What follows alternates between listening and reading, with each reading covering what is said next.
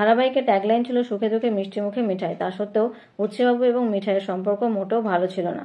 তবে সেই সময় জল্পনা ছিল যে তাদের মধ্যে বিশেষ সম্পর্ক রয়েছে, কিন্তু সেই জল্পনাকে তারা কখনো শিলমোহর দেননি। তবে স্টুডিও পাড়ায় আলোচনা হয় যে পর্দার দিদিয়া অর্থাৎ কৌশাম্বী চক্রবর্তীর সঙ্গে আদ্রিদের কাছাকাছি আসায় নাকি তাদের সম্পর্ক নষ্ট হয়েছে।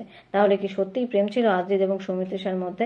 সম্প্রতি এক সংবাদ মাধ্যমকে সৌমিত্রিষা জানান যে একটা জুটি যখন হিট হয় তখন দর্শক মহল ভেবেই বসে যে তাদের মধ্যে কোনো সম্পর্ক রয়েছে, কিন্তু বাস্তবে সেটা সত্যি নাও হতে পারে। অভিনেত্রী এও বলেন যে আদ্রিদ তার থেকে অনেকটাই বড় এবং তাদের মধ্যে তুই তুকারি সম্পর্ক রয়েছে। ওই জিনিসটা তাদের দুজনেরই দিক থেকে কোনোদিনও ভালো লাগার পর্যায়ে যায়নি, যার জন্য তারা কাজটা ভালো করে করতে পেরেছে। মান অভিমান তাদের মধ্যে সবসময় লেগেই রয়েছে, কিন্তু সমস্যাটা হলো আদ্রিদ এবং কৌশাম্বীর সম্পর্কটা তারা প্রাইভেট রেখেছিল, সেই জন্য সেই সব নিয়ে কথা তারা কেউই বলতো না। ওদের দুজনের প্রেম যখন থেকে শুরু হয়েছে লোকে অনেক পরে একটু একটু করে তা জানতে পেরেছে।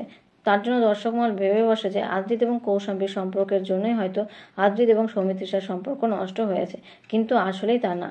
এর আগেও ধারাবাহিক চলাকালীন যখন ঝামেলা হতো বা কথা বন্ধ থাকতো, সে বিষয়ে তিনি স্পষ্ট বলতেন যে প্রত্যেকেরই ব্যক্তিগত জীবন আছে এবং কাজের জীবন আছে, এবং দুটোই সম্পূর্ণ আলাদা।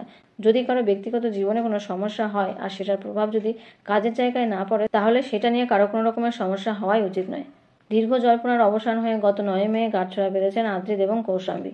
নেট মাধ্যমে এখনও ঘুরে বেড়াচ্ছে বিয়ের নানান অনুষ্ঠানের মুহূর্ত। বিয়ে রিসেপশন দুদিনই কার্যত বসেছিল চাঁদের হাট।